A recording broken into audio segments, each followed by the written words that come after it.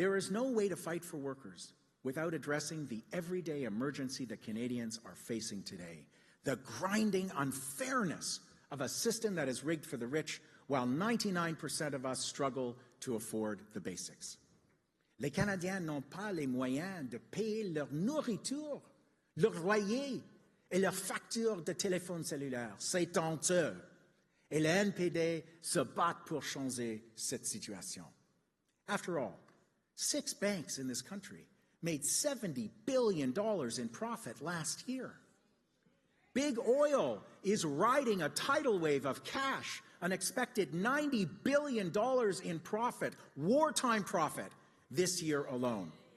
Meanwhile, 1 in 4 Canadian parents is skipping a meal or cutting back on portions to put food on the table for their kids.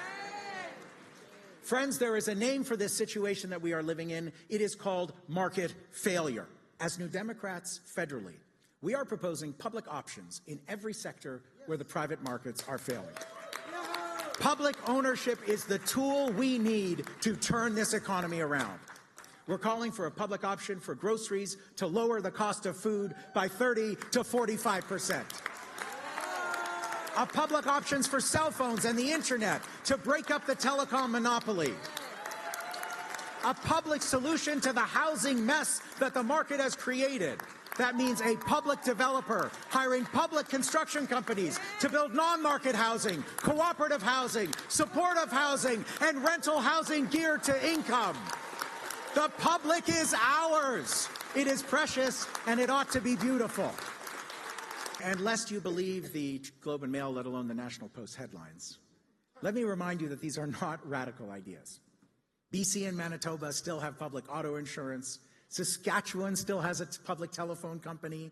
Hell, Alberta has a public bank and a public option for food. I want to tell you that the U.S. Armed Forces Commissary, yeah, that little socialist affinity group, has been selling public groceries to 8 million service members and their families for decades. True. So here in Canada, we believe it is time for a government to have the courage to go and capture some of that geyser of monopoly corporate profits and reinvest it directly in the public good. In making life more affordable, safer, more predictable, more secure and calm for the 99%.